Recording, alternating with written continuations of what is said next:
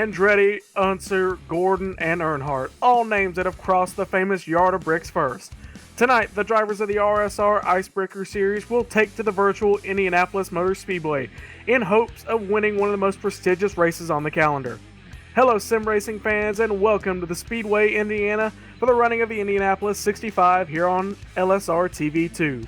Hi, atop the pagoda here in Indianapolis, inside sim racing broadcast booth. I'm Gabriel Wood alongside Brian Macklin and RSR driver analyst Thomas George.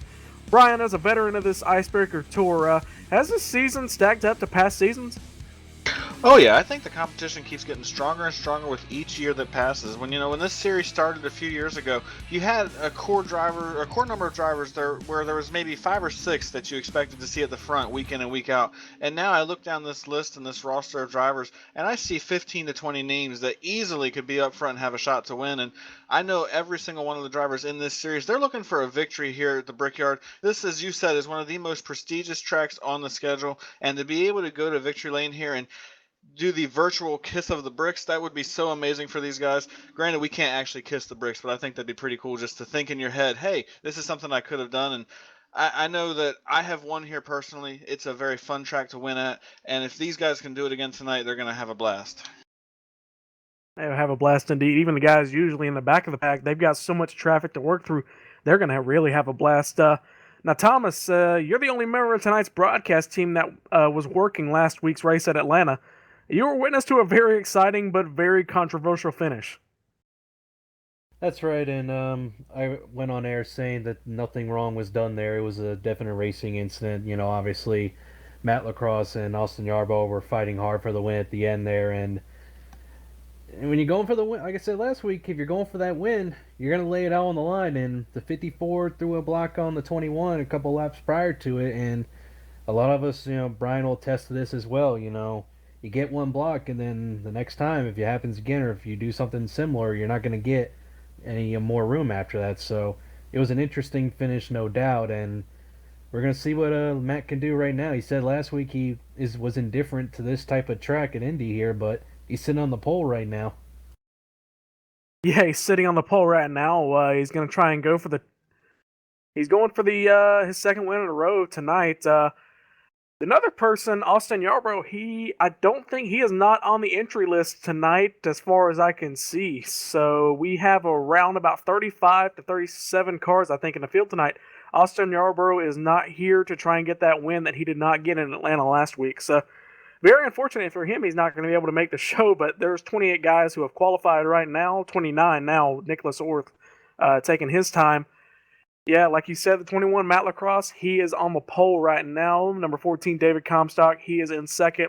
Mitch Rollo in the 96, he is in third. And these guys, they are all in the 53.6s. So these guys, they're going to be very fast and very close tonight.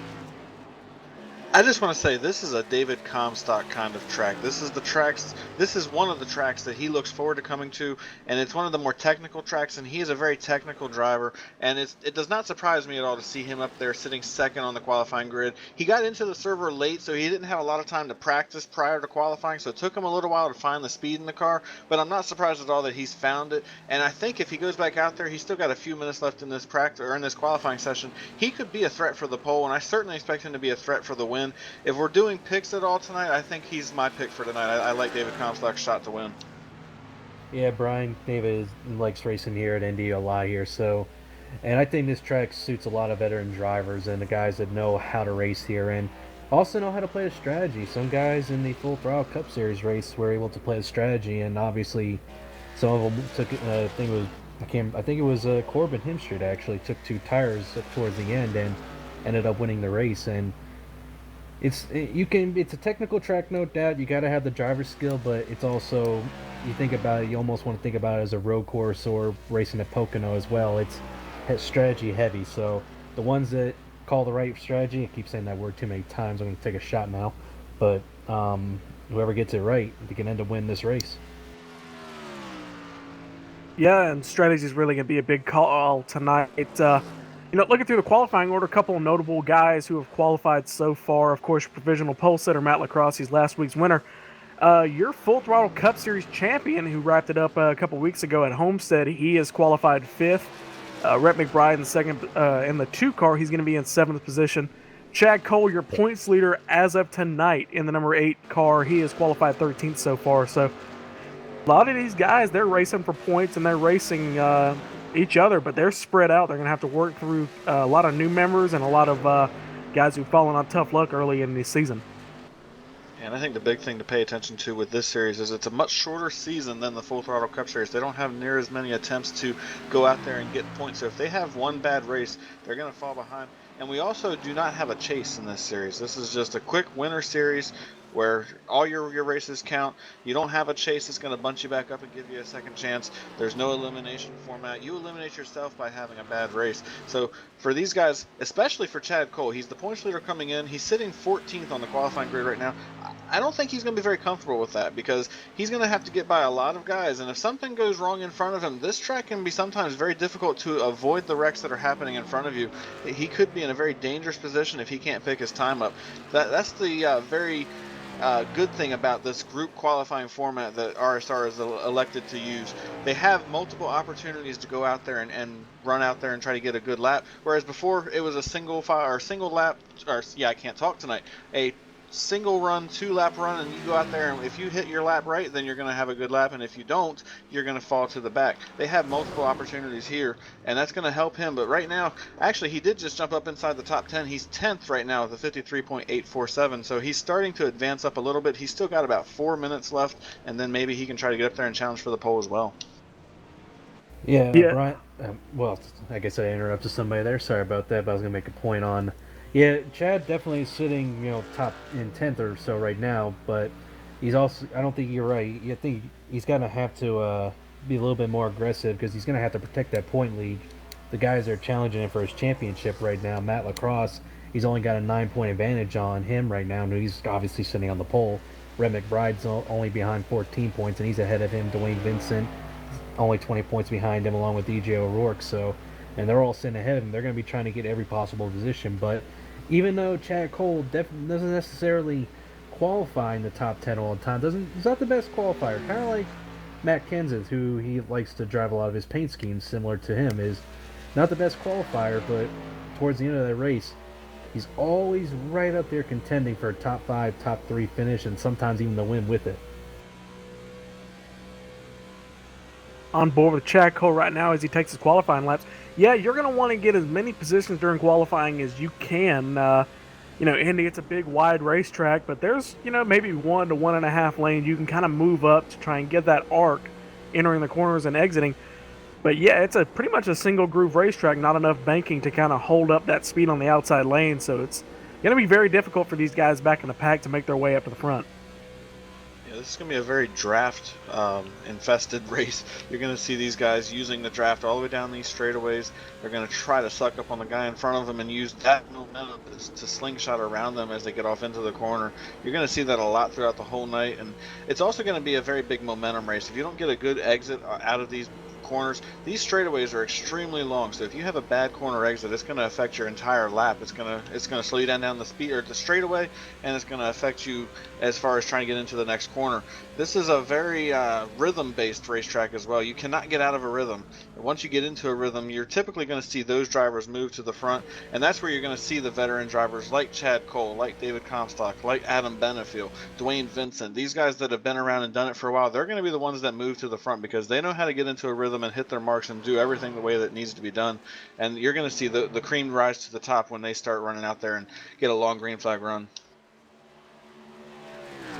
Yeah, just past 2 minutes here to go in qualifying before these cars hit the grid. As we said before during the pre-race show, it is going to be 65 laps here today. We've got about 3 hours really to finish this race. We got plenty of time to do this, biting about a caution every lap, but a lot of opportunities. It's a longer race, so yeah, it's kind of hard to pass, but you have that time. It's 2.5 mile racetrack. It's almost like a Daytona where you have to let off. Really, it's such a large racetrack. Thomas, you've been racing these guys forever. What's going through these guys' minds right now? Some of them, they've had a good start to the season. Others, they're kind of having to work their way up and salvage some of those points.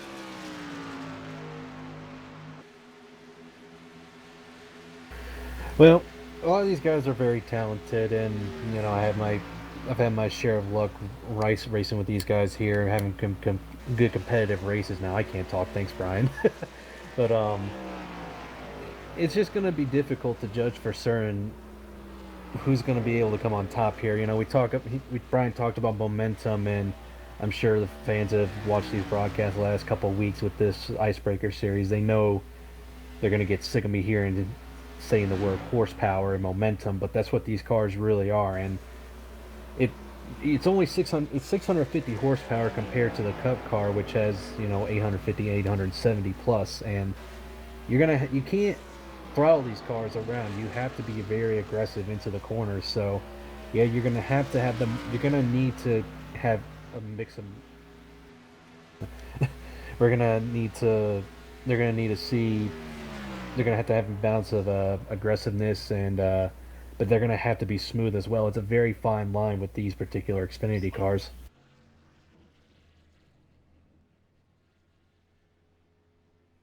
All right, and as the qualifying session ends here at Indy, we're going to go to your national anthem, and then we're going to get the engines fired and go racing.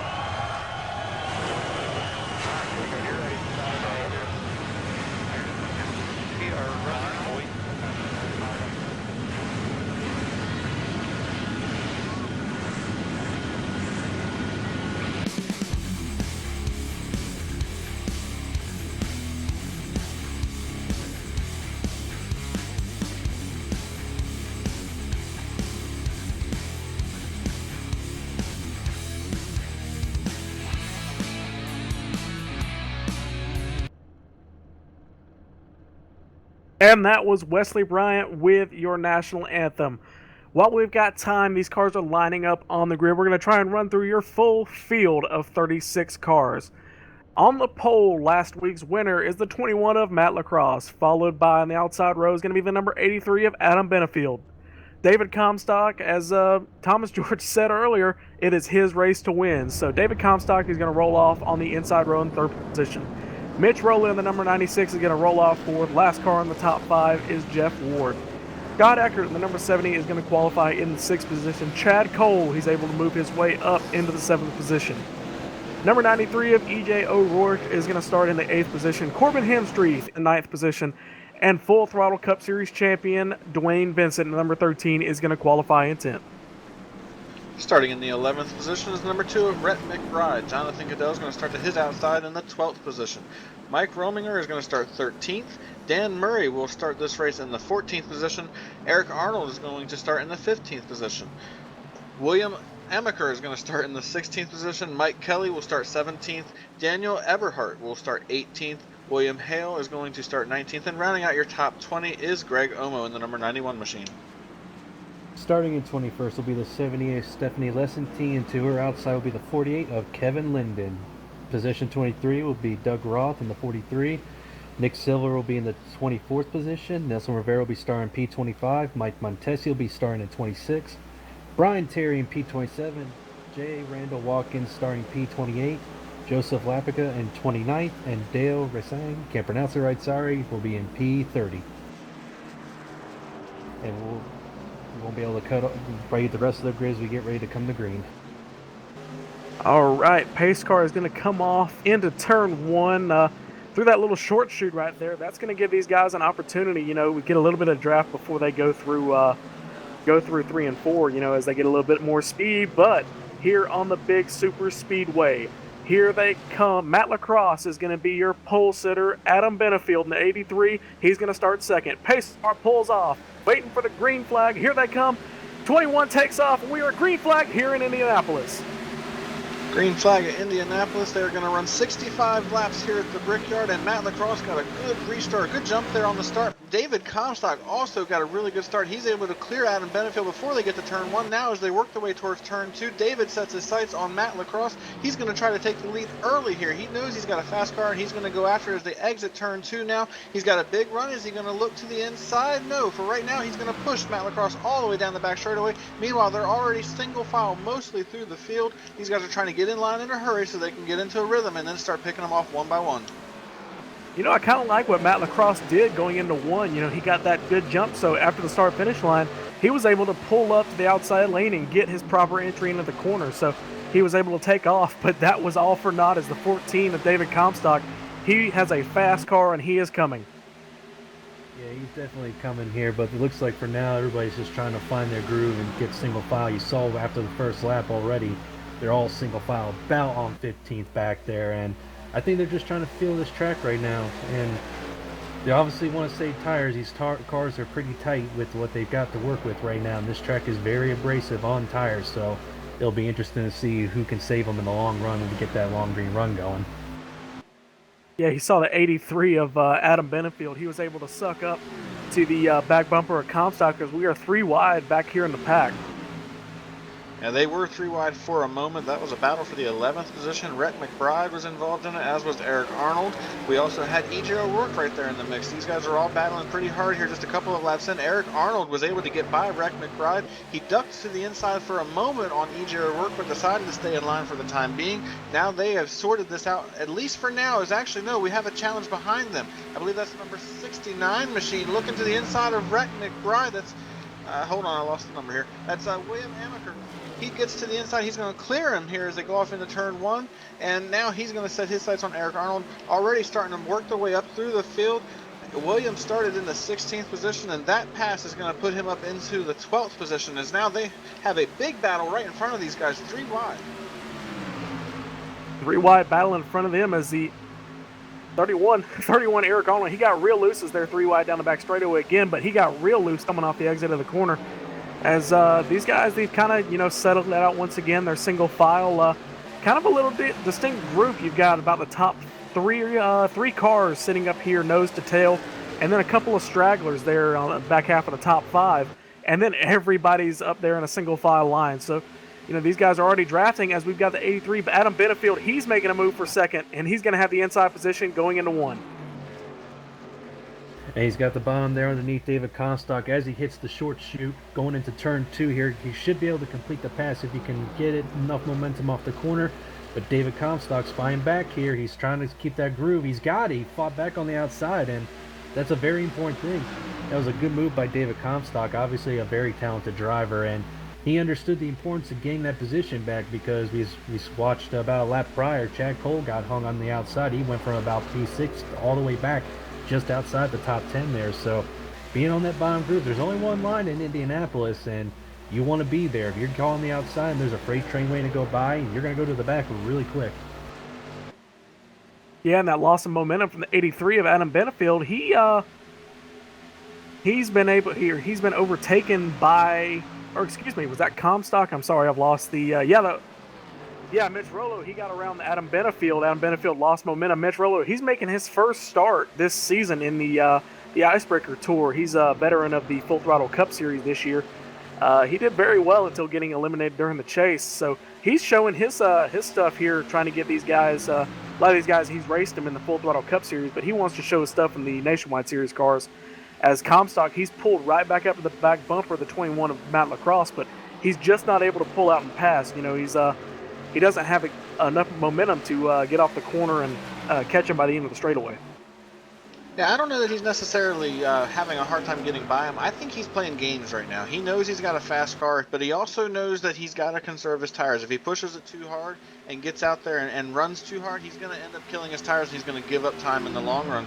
This is a David Comstock strategy. He knows he's got a good car. He probably could go up there and pass Matt if he wanted to and drive away from him, but he knows that's not the right thing to do at this point in time in the race. There's a lot of laps left, and if he makes the move too soon, it's going to hurt him in the long run. So a very smart run right now is actually he's going to get to his inside as they come off turn 2. It looked like Matt missed the corner just a little bit, ran about a half groove up. David had an opportunity, then he decided to get back in line for the time being. No, he's back to the inside as they go off into turn 3. He's looking for the lead, and it looks like he's going to get it. Matt's going to move up the track and let David Comstock have it. So on lap 6 coming to lap 7, we have a new leader, David Comstock, to the point.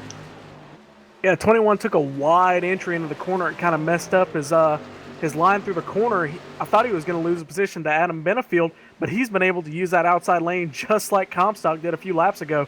And if you look at this is something to take a look at for later in the race when these guys start racing for position, like even for the win.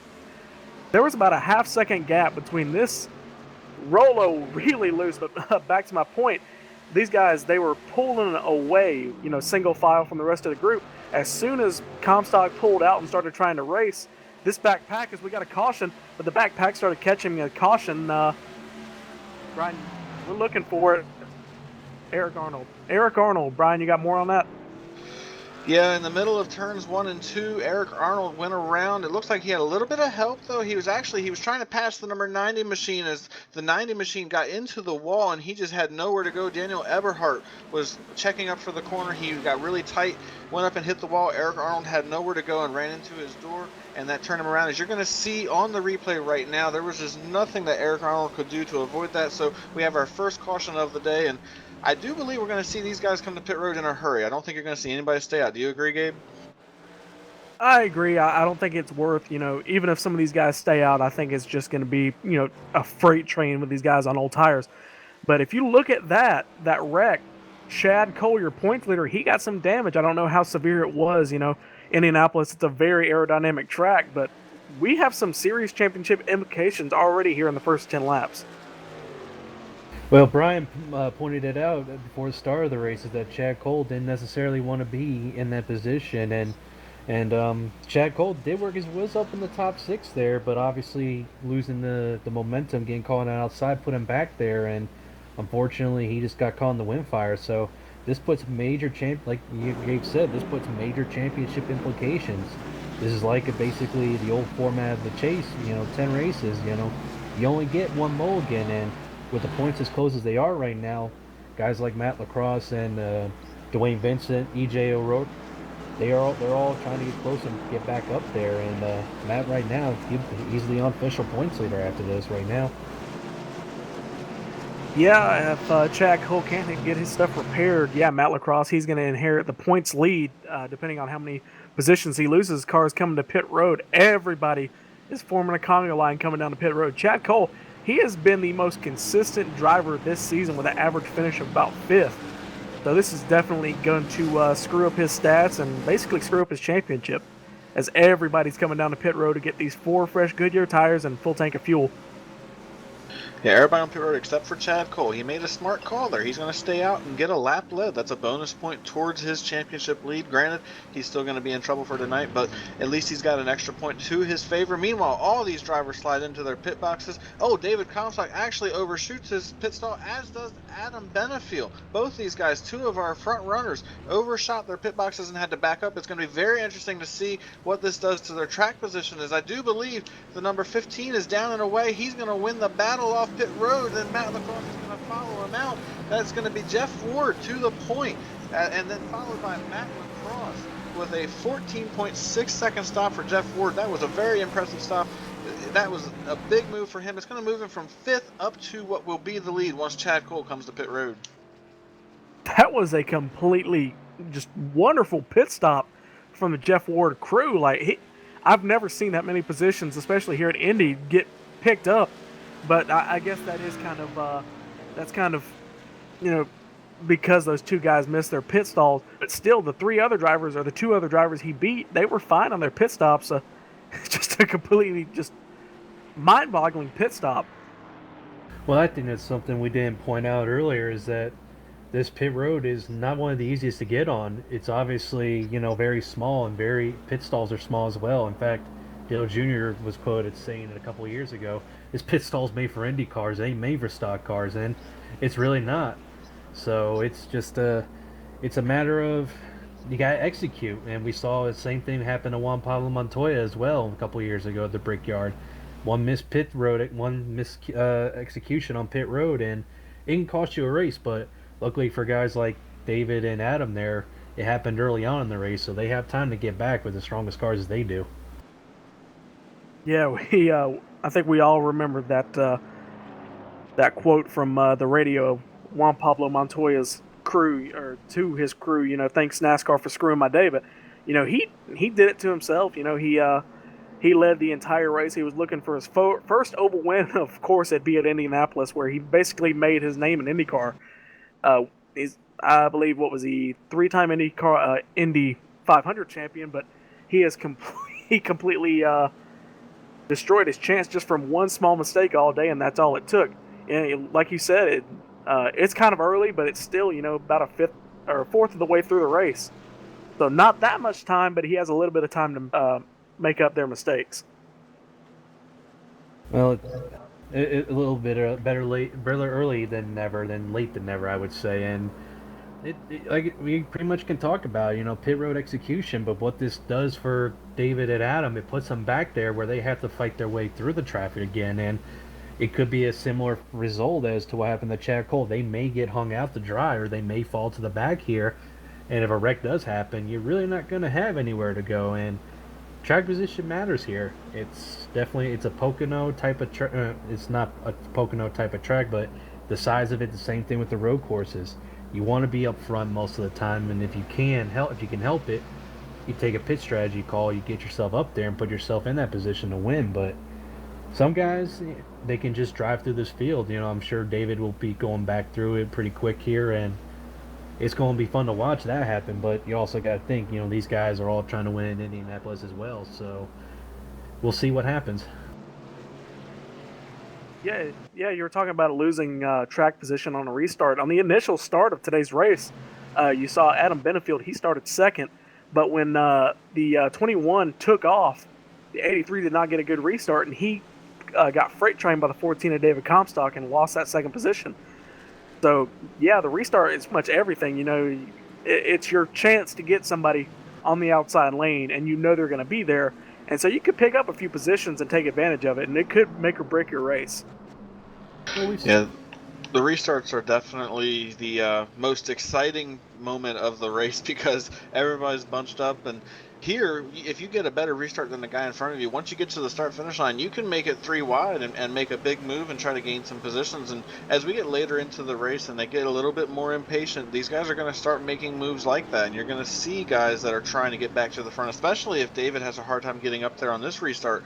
You're going to see them start getting more aggressive towards the end. And David's one of the most aggressive drivers in this series, and he's one of the most aggressive drivers in this simulation. And when he needs to make a move, he's not afraid to stick his car where it needs to go to make that move, and he doesn't really care what happens to the guys around him. He just does it and kind of says the heck with it.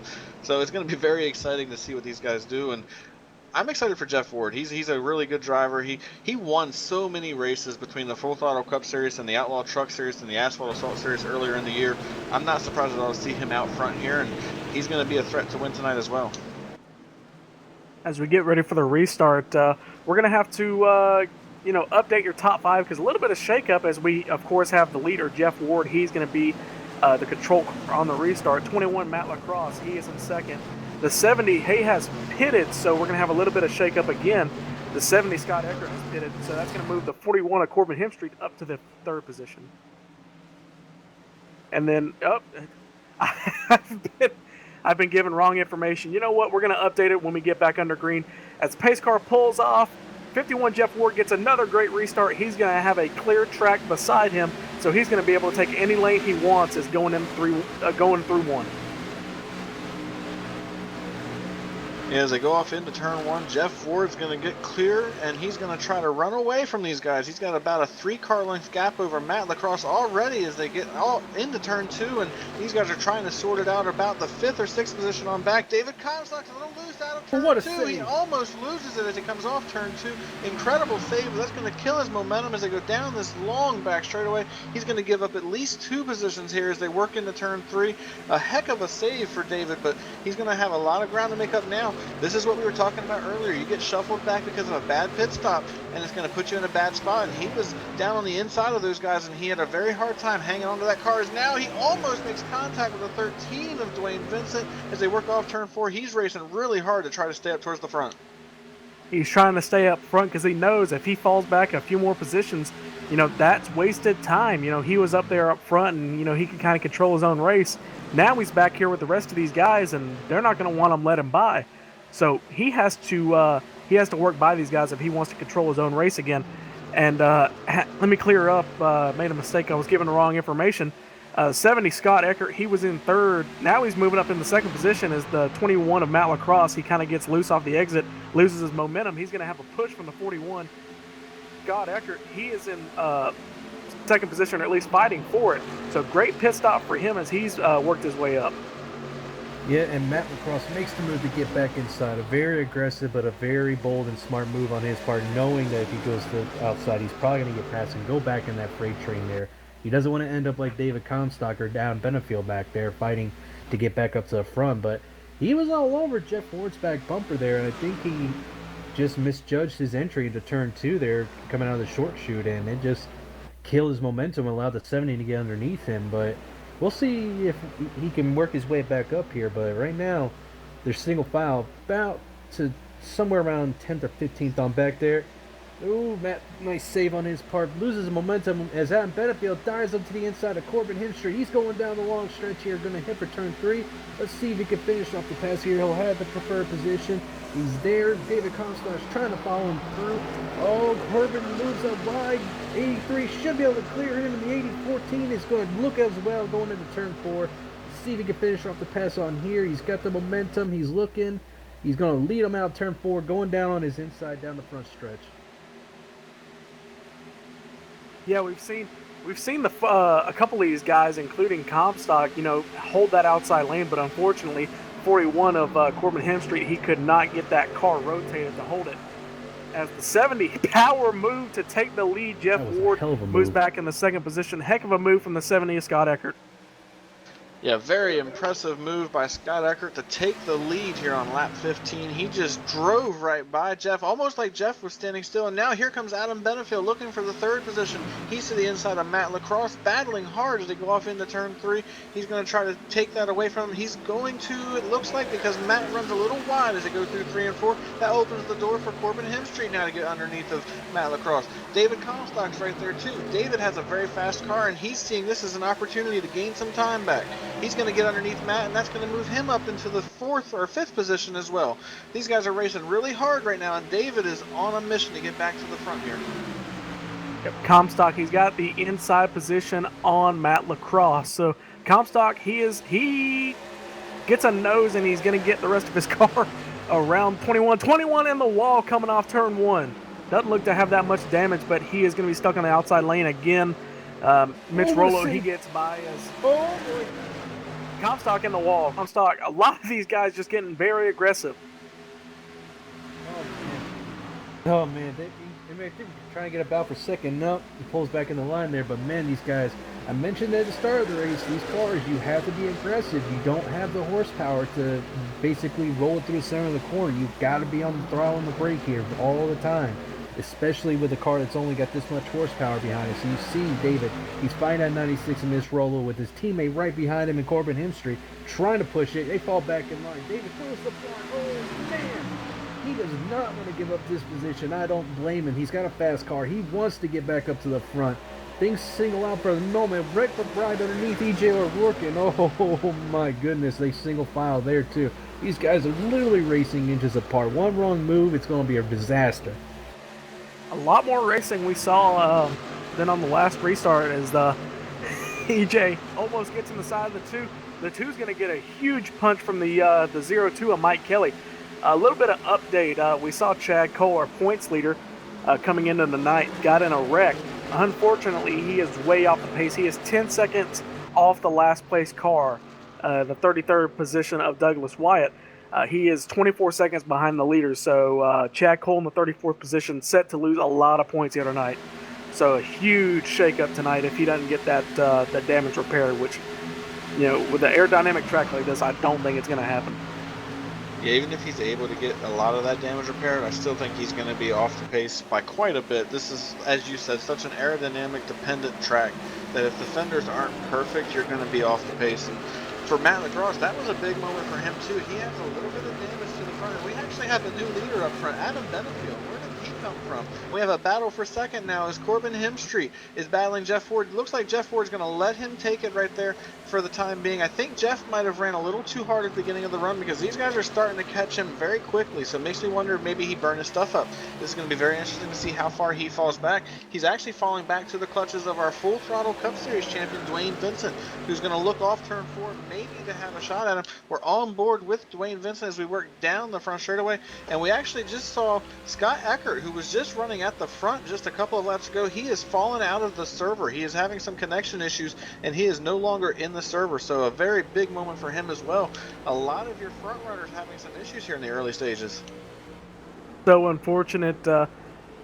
Well, I think Adam Benefield may have just made the easiest pass for the lead in the history of iRacing. he didn't even have to do anything. He was riding about half a second back from the 70th Scott Eckert, and he just inherited the lead. It's so unfortunate for the 70. At this point, I don't think it's even worth coming back in the server. He's so far behind now. But you know what? He showed he was up here, so he's got a little bit of momentum. Unfortunately, he's not going to be able to finish well, but he's got some momentum going into next week, showing, hey, I've got the pace. Yeah, and that's what it's all about when it comes to this series. Especially if you're new, you're just trying to find your way here. It's been a couple weeks now. Some of these guys, they know the new ones, which ones are fast, which ones are a little bit more aggressive than others, and it's just about finding that experience that you need. So in a guy like Adam Benefield, who is very good at tracks where tires fall off quickly, and Indianapolis is no stranger to that. Same with Dwayne Vincent. These two we talked about at the start. They're wrecking. Jonathan Goodell's wrecking on turn 2. No caution yet, though. He's below the racing line. He's gonna have to get going again. But man, that was a save by Mitch Roll there. Could have gotten David Comstock too. Oh, we got a caution now. Oh man, Jonathan Goodell. I believe he entered the track at the wrong angle, and it ended up triggering the caution just as he came back on the racetrack. He was dead sideways when he was trying to turn. So I think that's the fault of the caution. I think Jonathan Goodell, he's claimed it. So Jonathan Goodell, the reason for your caution is we're going to look at the replays to see what caused him to crash the first. Yeah, it looked like he just got a little sideways off turn 2 there and was not able to catch it. And then as he was trying to get rolling, as you said, he just was at a bad angle on the track, and the iRacing service elected to throw the caution.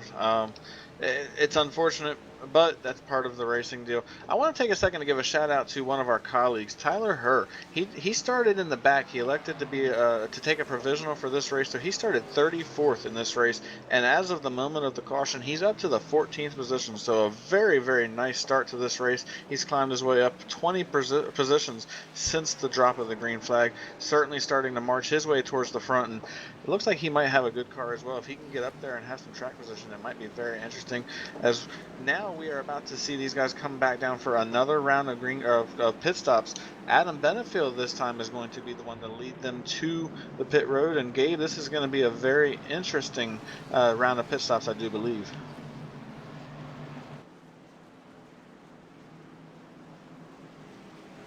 Seems we're having a little technical difficulties here with Gabe's mic. We'll get back to him in a minute. But all right, we're at lap 21 here of 65, and strategy's going to start playing. Maybe a factor, not quite yet, but in the next few laps it might be.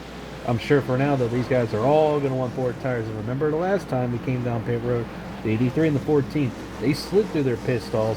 So we're gonna have to make sure that they don't slide through them again, because if they lose any more track position, they may not be able to get it back. But there's going to be over 40 laps to go here, so one more mistake maybe they can afford to have here.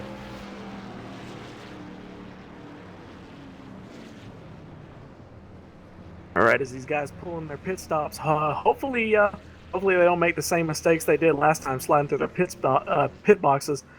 We've got one car.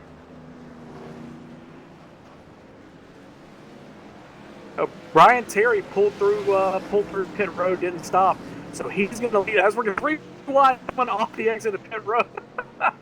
Oh man, 3 wide on the racetrack, 3 wide on pit road. Wow, that's amazing. It's Brian Terry. He pulled through pit road, did not stop his pit box, so he's going to inherit the lead as we come back around to the start finish line. At least if Jason L. Swan does not pit, because he stayed out as well, so he may lead this lap. So Terry's strategy may not have pulled off.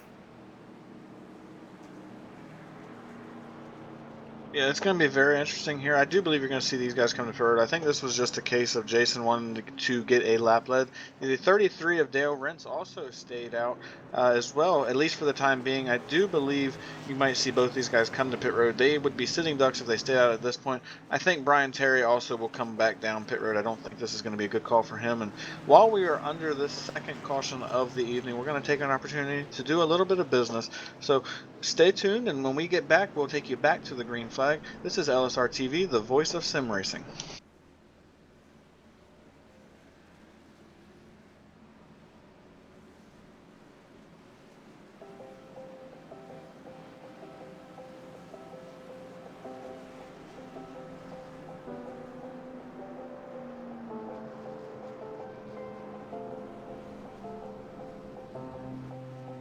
Trucking has always been a part of me.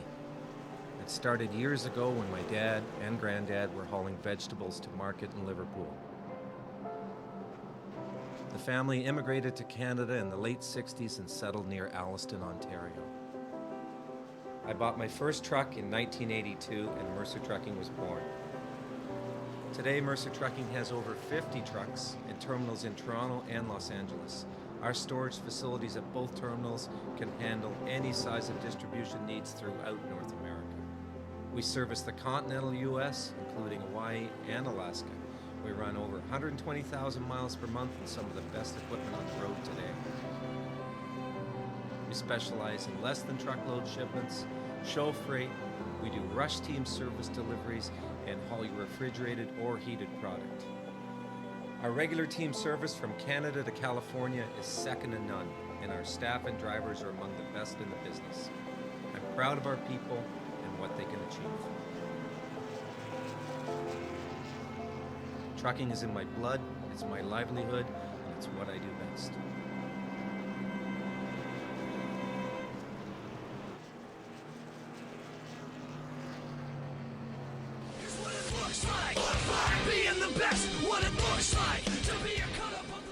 Our research shows drivers want to lead with no cheating, kids wrecking me, admin favoritism, multiple fast repairs, intentional wrecks. Drivers we interviewed also want to lead with clean competitive racing, clear-cut rules, enjoys having all the drivers, a full field of drivers, end-of-year cash purse, follows the rules on a constant basis. At Domino's TYJ Racing, we listened to the drivers and created a league with high integrity and professionalism, just like Domino's Pizza has maintained for the last 55 years. Claim your share of the over $3,000 purse by applying today at Domino'sTYJRacing.com for one of the few remaining Cup car rides or your seat in our action-packed truck series.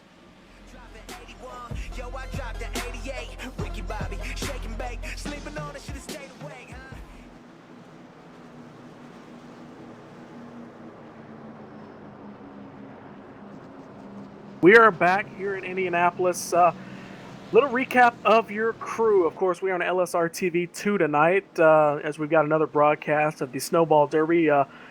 But tonight, we have got me, of course, Gabriel Wood, and Brian Macklin is filling in, of course, for the usual crew. Of course, your regular crew member, Thomas George, is our RSR. Excuse me. Driver analyst, I'll help you Driver out analyst, here. excuse me. I blanked out there for a second. I'm so excited to watch racing, I can't concentrate on anything else. But and another person, Francisco Scaramuza. Great sacrifice from him tonight because he is a usual driver in this series and he is sacrificing his spot in the championship points. He is running in 12th right now, but that will change after tonight because he is sacrificing his spot in points to bring the broadcast to you. So, of course, I think on behalf of the booth, I'd like to extend our thanks to Cisco as pace car is going to come off and we're going to go back to green. Yep, green flag is about to go back in the air for the third time here at the Indianapolis Motor Speedway. Adam Benefiel is going to lead them to the green as the iRacing Ford First Mustang is going to duck to the safety of pit road. We wait for the green flag. We've got it. Adam Benefiel on the loud pedal, and he's down and away, and we are back under green. And Adam Benefiel with a great restart here. He jumps out to about a 4-car length lead already over the second place car. Dwayne Vincent also had a very nice restart. He's going to move into the second position. He's still battling side by side with Jeff Ward as they work through turns 1. Now he sorts it out and he is single file and he sets his sights on the race leader as they come off turn 2. Yeah, if you ever want a representation of how much the horsepower and how much momentum is worth, if you look at these restarts, usually at other racetracks, if a leader gets a little bit of a jump, it's a few feet, of a jump, farther than the guy in second. Here, we're getting 2 or 3 car lengths if a guy jumps on the gas earlier than somebody else. So just to show how much momentum is worth, and that's kind of jeopardized Jeff Ward's top 5 position, as he has been stuck on the outside, as Dwayne Vincent and Corbin Hemstreet have both gone by, and that's going to move Jeff Ward into the 4th position. We also got a battle here for 5th here. David Comstock trying to bring back that number 14 Monster Camaro to the front here. He dives back behind Mitch Rollo, decides to go single file for the time being. Mitch dives outside though, bringing the momentum, and it's going to check up a little bit of the field here. And you made a point on that where if the leader gets a really good restart, it could be a few car lengths in these cars just because of how much momentum means here. And right now, some of these guys are struggling with that. Some are finding the track easy to drive with these cars as they have the lower horsepower and everything like that. But again, we might have another caution come out, or if this goes green. We're not sure. I think the pit window's just around 35 to 40 laps, so some people might stretch it on fuel if possible here. You never know.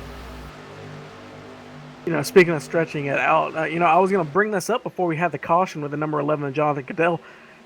The 83, Adam Benefield, he's been about the only one I've seen that's been able to pull away from somebody else. If Dwayne Vincent, this is the first time he's been up this high during the race. He started 10th, so he's had some work to do. But if you take away Dwayne Vincent, he's got a 1-second lead, Adam Benefield does, over the 3rd place driver, Corbin Hemstreet, who has been up here pretty much the entire race so far. So he's been about the fastest car that's been out front. So Adam Benefield, of course, he has got a great car, and Dwayne Vincent, I think he's got the draft, and he's got a car that's just as good as he's trying to close back in.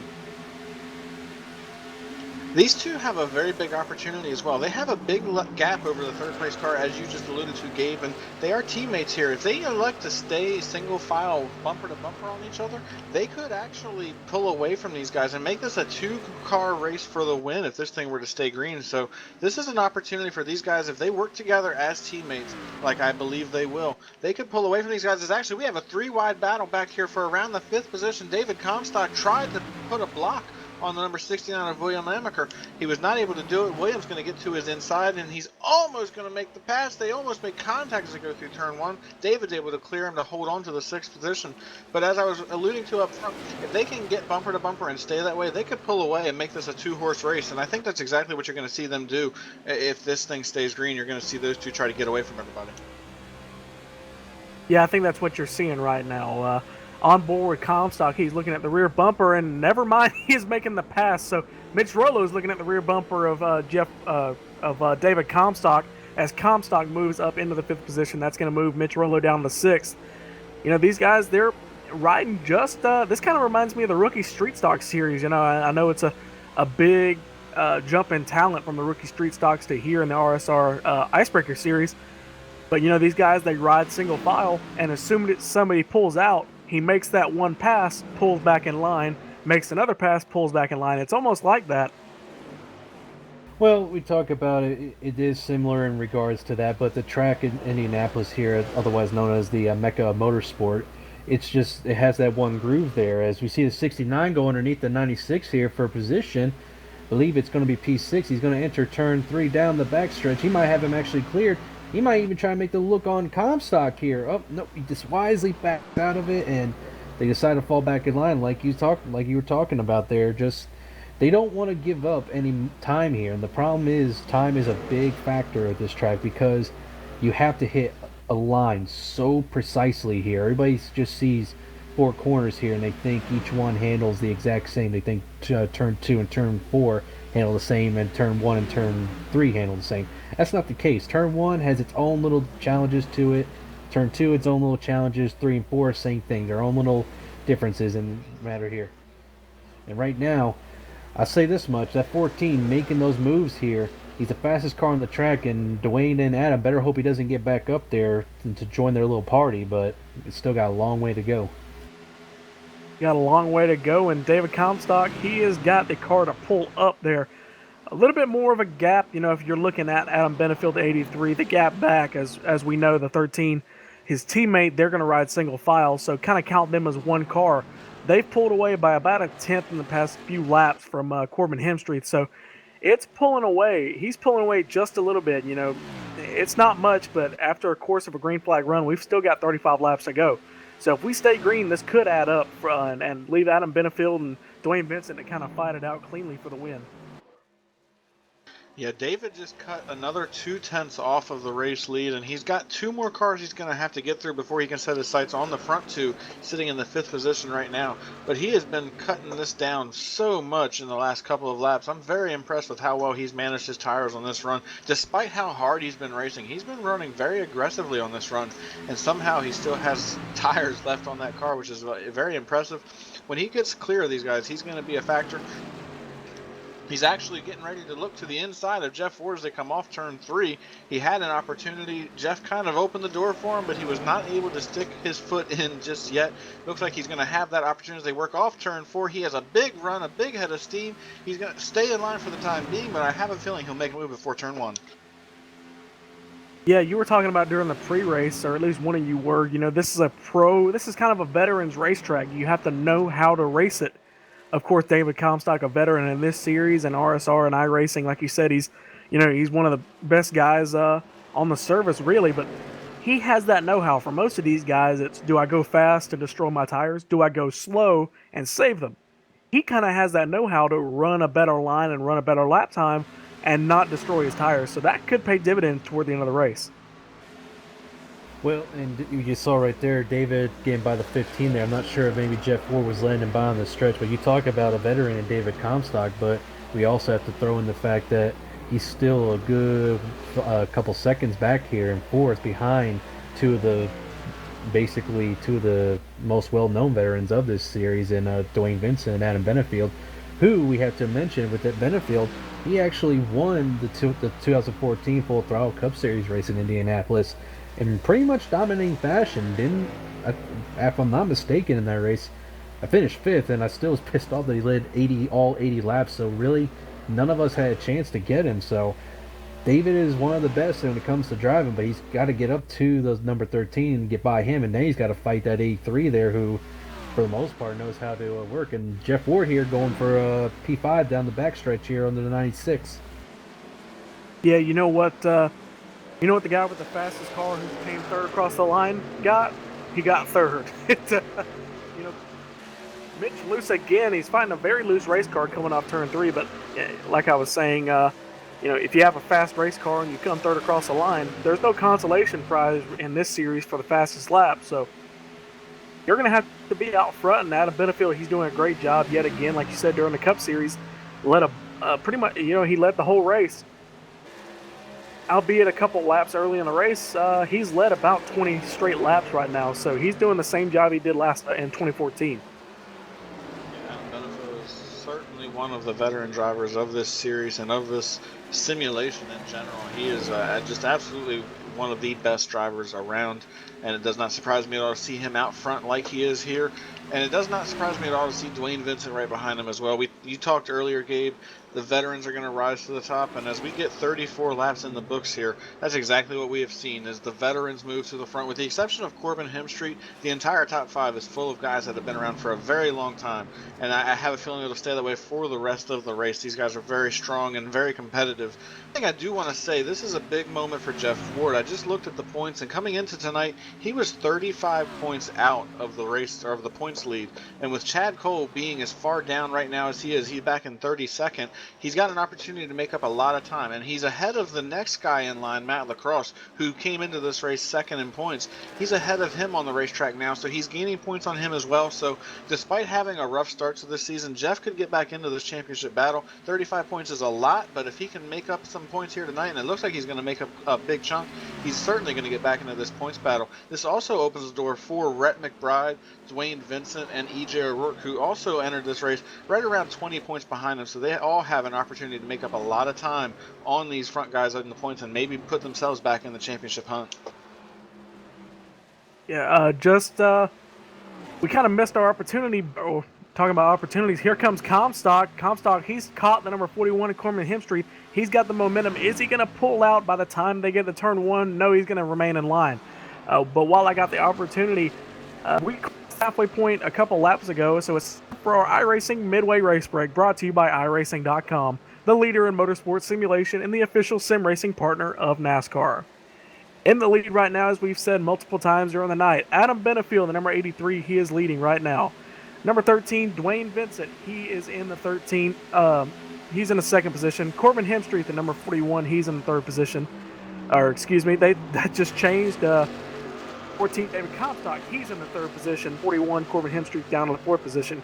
Jeff Ward looking to make up a bunch of points tonight. He's in the fifth position. 69, William Aymaker, he is in the sixth position. Then it's the 96 of Mitch Rollo, 93 of EJ O'Rourke. Mike Kelly in the number 02 is in ninth position, and Matt Lacrosse, your provisional points leader, basically, with the Chad Cole in the 30th position. So he is your provisional points leader in the 10th position. Right now, sitting in the 11th position is Nick Silver. Rhett McBride also looking to make up a ton of points. He's sitting 12th. Tyler Herr, one of our colleagues of LSRTV and LSRTV2, he is sitting in the 13th position right now. Stephanie Lessentine is sitting 14th. Nelson Rivera is sitting 15th. Mike Rominger is running 16th as we speak. Justin Michael sits 17th. Mike Montesi is 18th. William Hale is 19th, and rounding out the top 20, he started in the 32nd position. He's worked his way up to 20th. That's Nicholas Orth in the number 17 machine. All right, this has been your iRacing Midway Race Break. For more information on the wide variety of racing possibilities on the web, visit iRacing.com to sign up today. Of course, iRacing.com, one of the greatest simulations. I'm glad I signed up 3 years ago. I'm approaching my 3-year anniversary of being on the service, and I haven't regretted it. Regretted it one bit.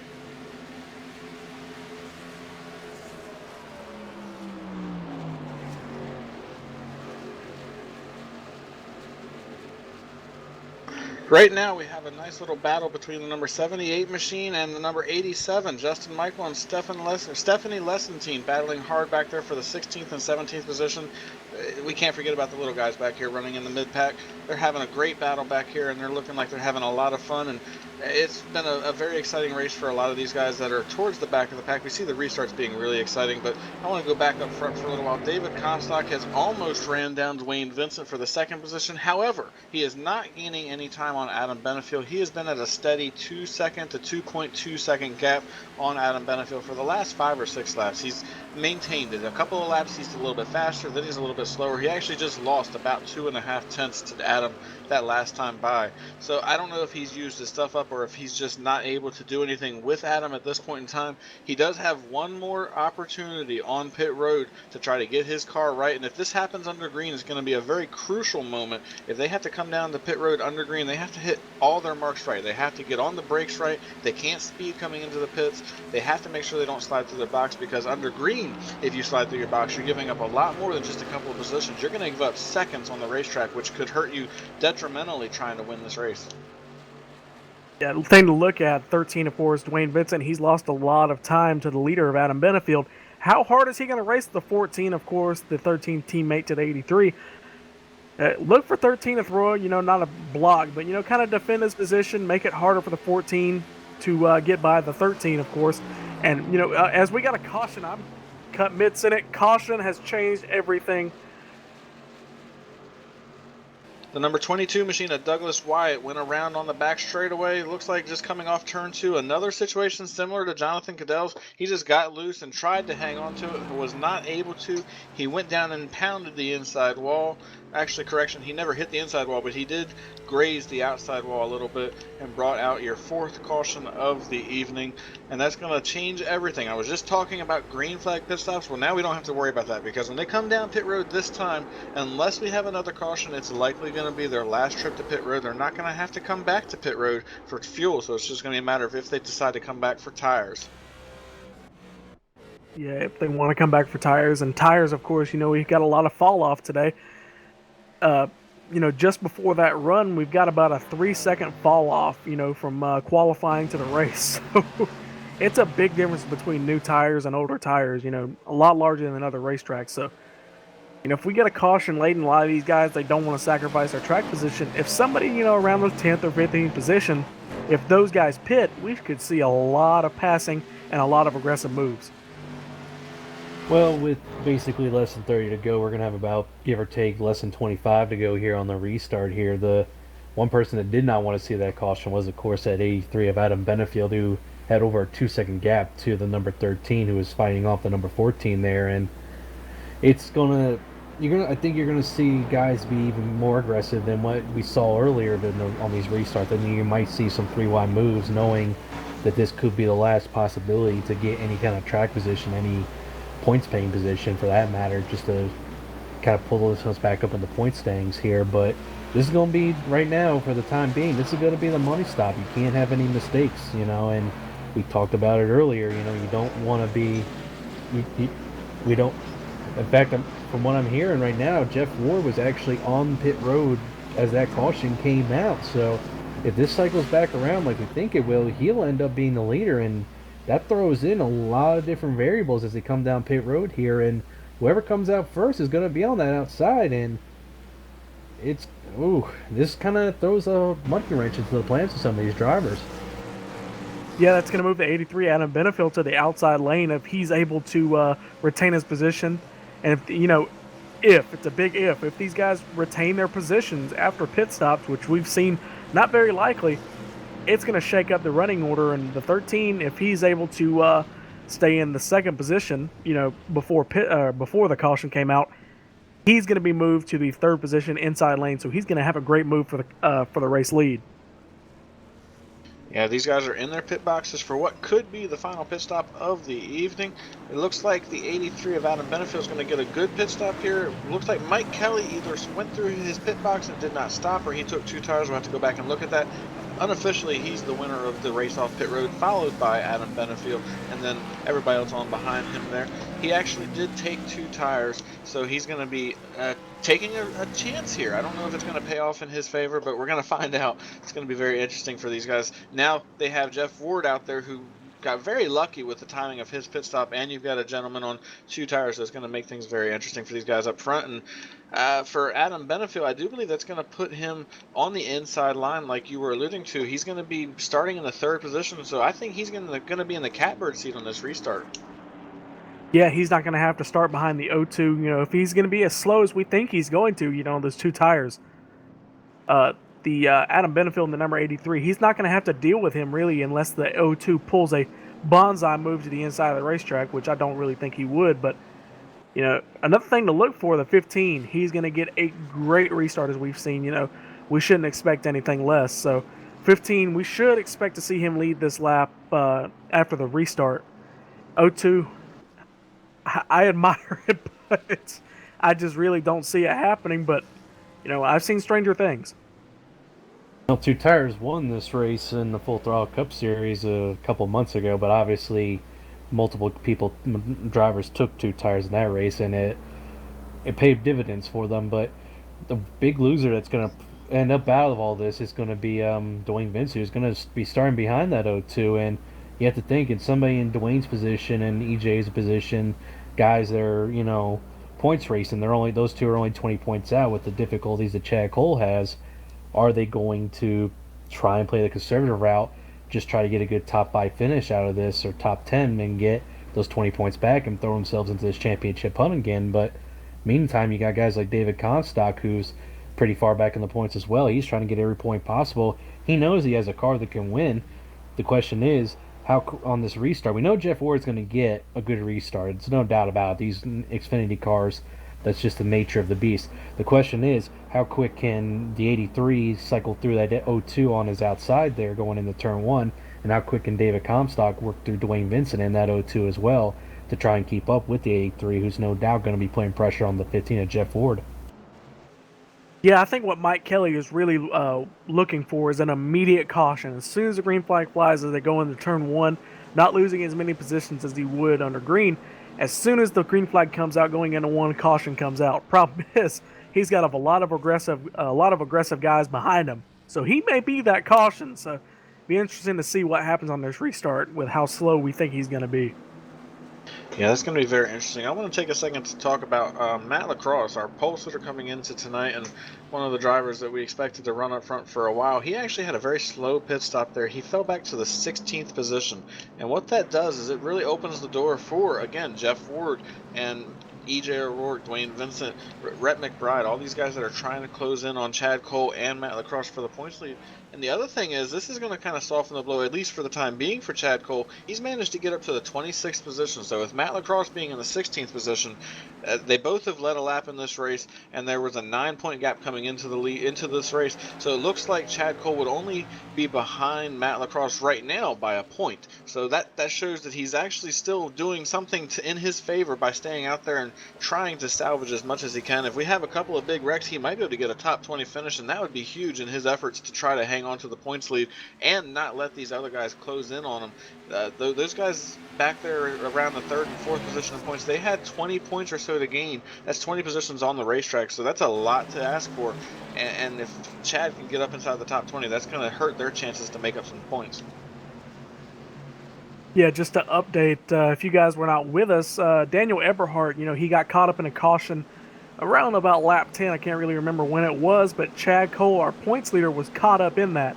And ever since then, he's been in damage control. He's been he's been losing time. So, like you said, if we can get a big wreck, he can get a top 20 finish, and he can salvage a lot of points. But I've seen him, he was in the 26th position, but I think he's pitted again to fix the rest of his damage. So he's moved down to the 30th position. He's the last car a lap down, or on the lead lap. Well, we're going to see what Chad Cole can get here, but obviously you want a points race on this, especially with the amount of points he's going to have. But the race is going to be up front. We're going to see what happens here. They're entering turn 4. Lights are off on the pace car. We're going to head to turn 4 here. Can the 83 mount a charge with just 20 laps to go here on that 15? Can the 14 get back up front here? Let's see what happens here as they come off of turn 4. Pace car still rolling. Down the front stretch. Pace car is going to make the left-hand turn down pit road. Jeff Ward's guiding him to it. He's back on the field. He's gone. Green. Great restart. The 83 follows suit. So is the 14. How quick can they clear the 02 of Mike Kelly here? Jeff Ward's going to get out in front. So is the 83. Bad news for the 15 there. The 14 is going to be the first ballot. He's underneath him going into turn 1 as they head towards the short chute. 14 is about to clear him. The 83 all over the back bumper of Jeff Ward going into turn 2. They're all clear. Jeff's going to have to fight off for life on this one to get the win here.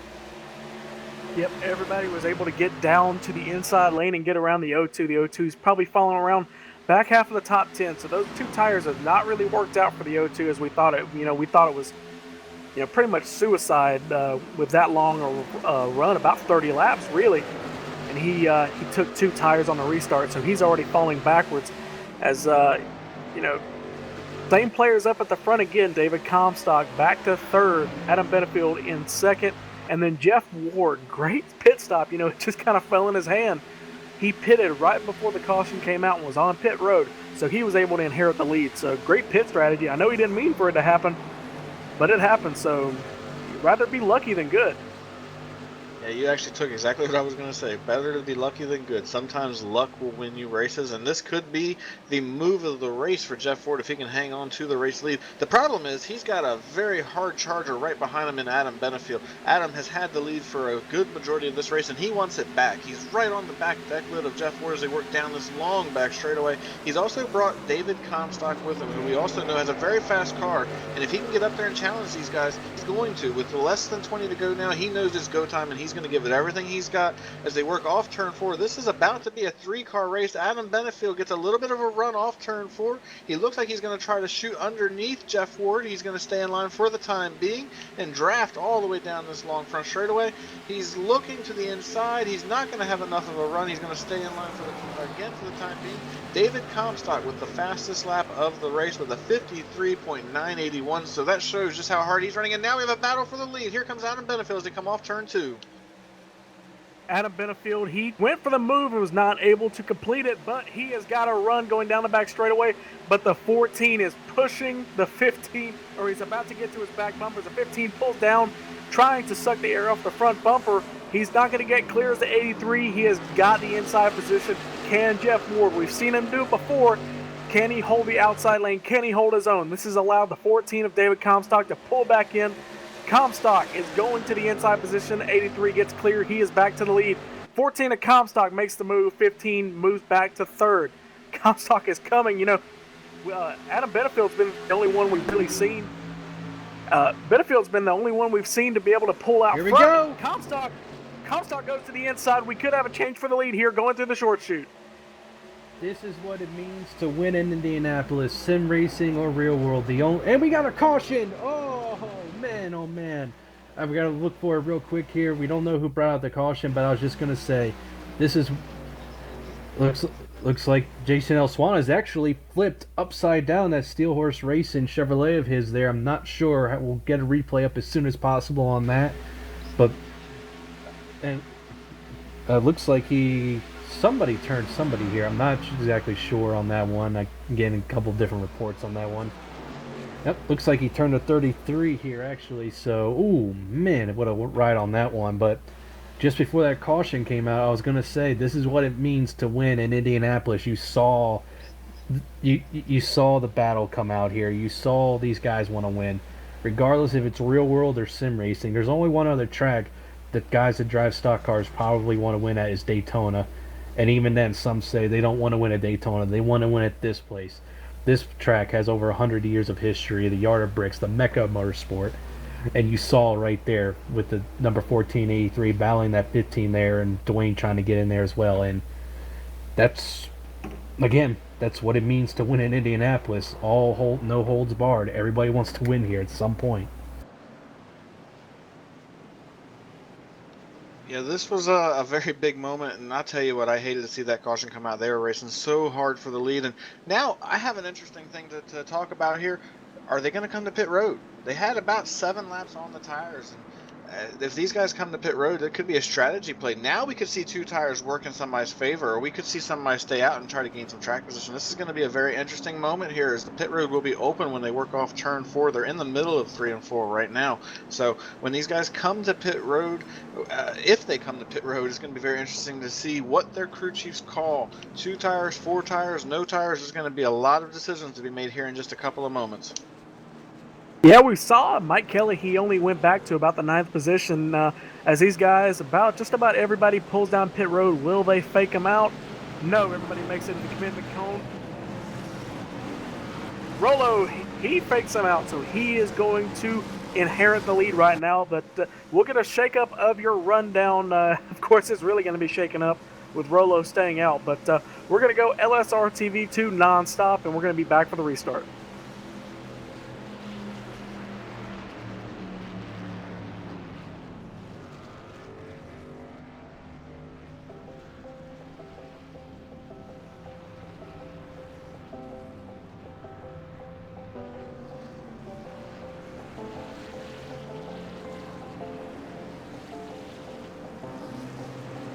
Trucking has always been a part of me. It started years ago when my dad and granddad were hauling vegetables to market in Liverpool. The family immigrated to Canada in the late 60s and settled near Alliston, Ontario. I bought my first truck in 1982 and Mercer Trucking was born. Today, Mercer Trucking has over 50 trucks and terminals in Toronto and Los Angeles. Our storage facilities at both terminals can handle any size of distribution needs throughout North America. We service the continental U.S., including Hawaii and Alaska. We run over 120,000 miles per month and some of the best equipment on the road today. We specialize in less than truckload shipments, show freight, we do rush team service deliveries, and haul your refrigerated or heated product. Our regular team service from Canada to California is second to none, and our staff and drivers are among the best in the business. I'm proud of our people and what they can achieve. Trucking is in my blood, it's my livelihood, it's what I do best.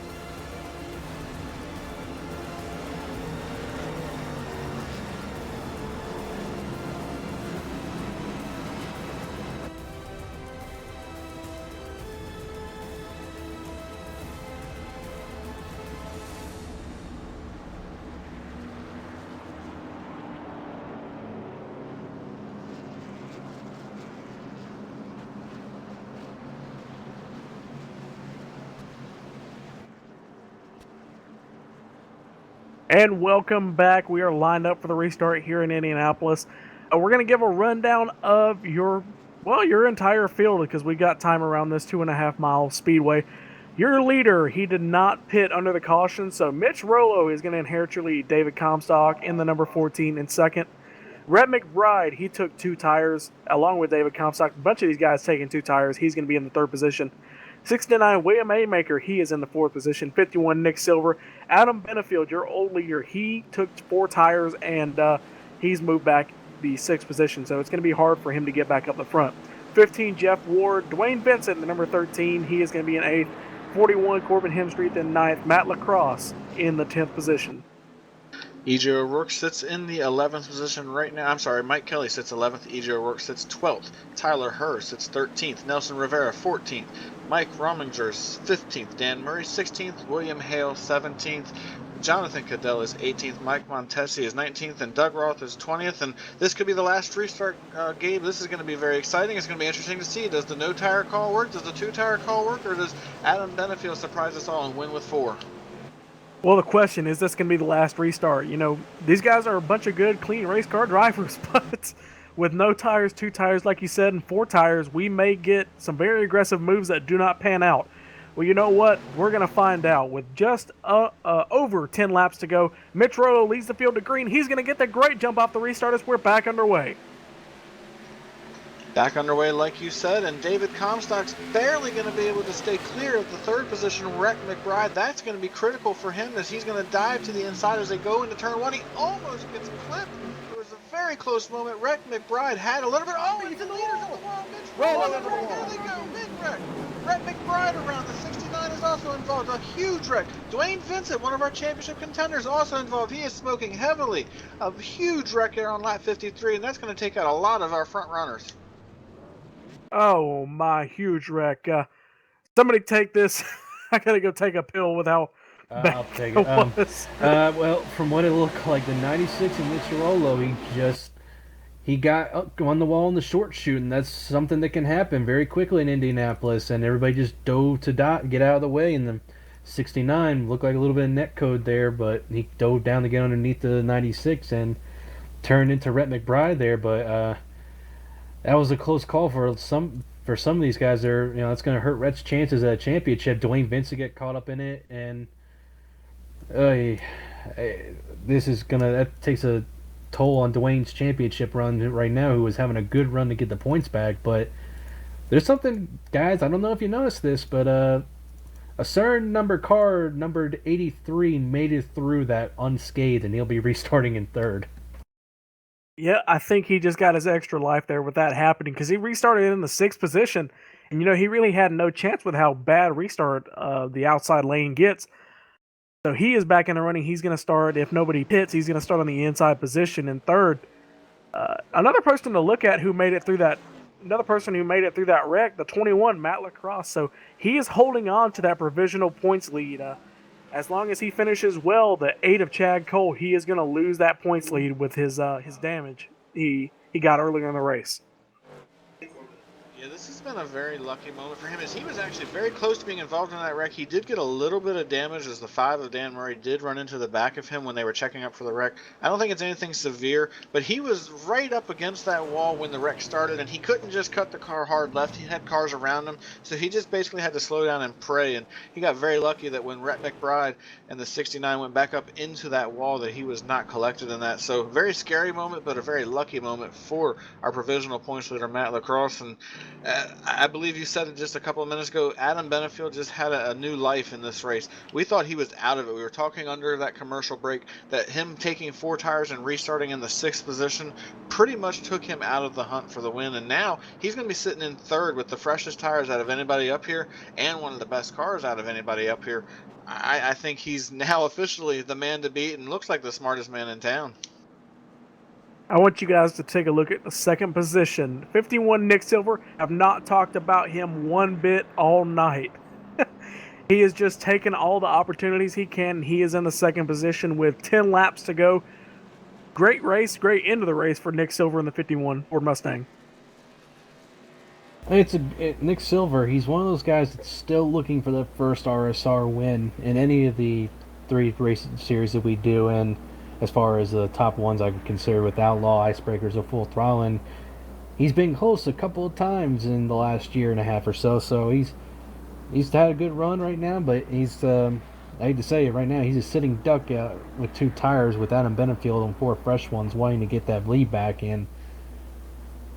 Oh man, we're gonna have less than 10 laps to go here. Oh man, I don't even want to know what carnage can be ensued on this next caution if we get one. But if we get another caution and it's with about 5 laps to go, this race is essentially over. So you're going to be seeing a lot of possible 3-4 wide moves here, trying to get as many positions as we can.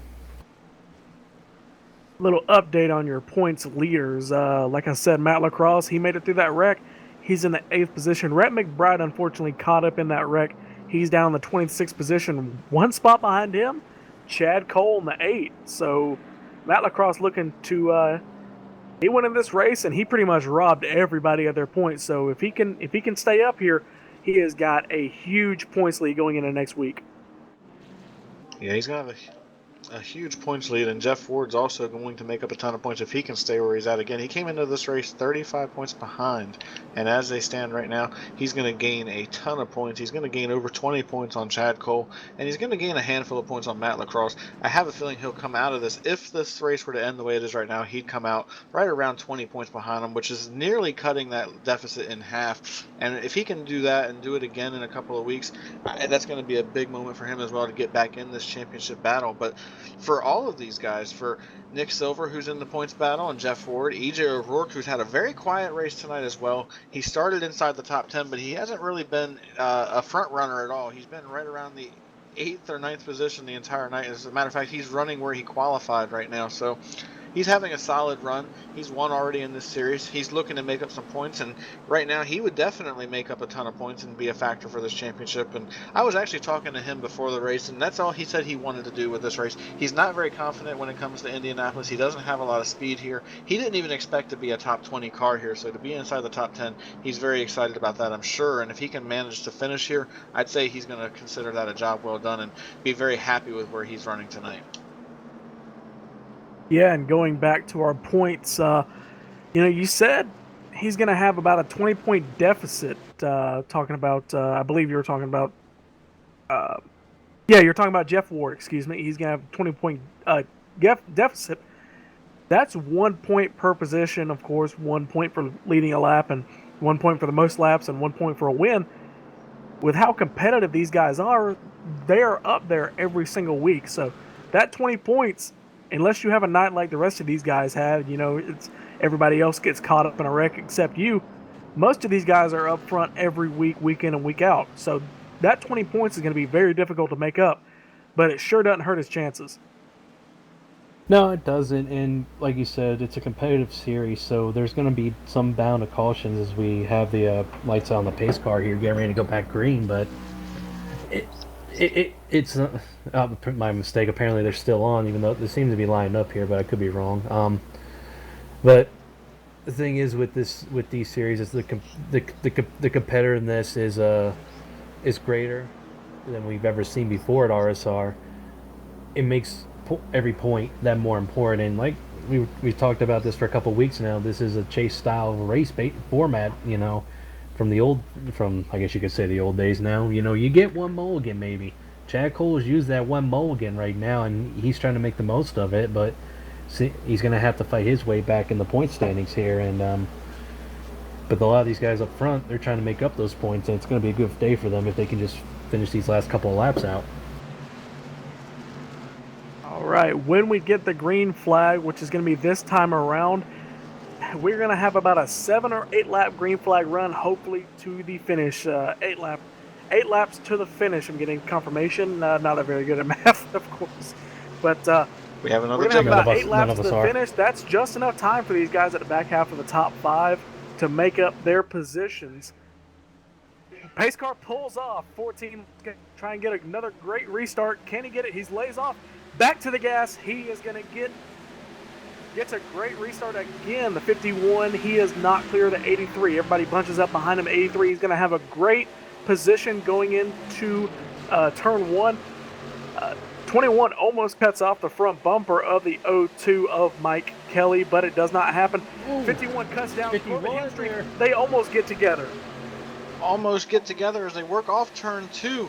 The 51 of Nick Silver was very defensive and almost got turned around, as right now David Comstock is going to play a defensive line down the front or back straightaway here. He's going to try to break the draft and keep Adam Benefield from getting close. He's not going to be able to do it though, as here comes Adam Benefield as they work off turn 3. Adam gets a huge run. Fresh tires are working in his favor. He's on the back decklet of David Comstock as they come off turn 4. Another big run. He's looking to try to make that move to take the lead back. David's going to go low, try to block him. Another caution is out. Caution is out on the racetrack once again.